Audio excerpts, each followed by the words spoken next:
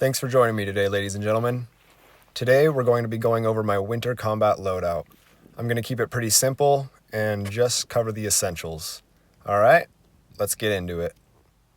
Wool base layer, insulated pants, whoopee hoodie, wool face mask, Insulated waterproof boots, gaiters, insulated jacket, waterproof top, backpack, wool blanket, pack scrim, helmet, gloves, goggles, overwhites, your blaster of preference.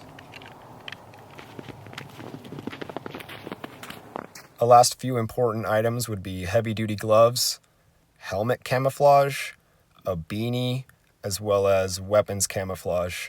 There's a bunch of other stuff that I didn't cover, but I just didn't want to overcomplicate it in this video. But stay tuned for future content. I'm going to be doing a backpack breakdown as well as potentially a mountaineering video. That's about it. Thanks for tuning in, guys. Stay frosty out there. I love you all, and I'll see you next time. Bang! Reset. Holy fuck, dude!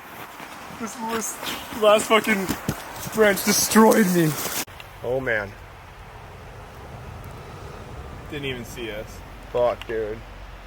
One more time. Alright, go ahead.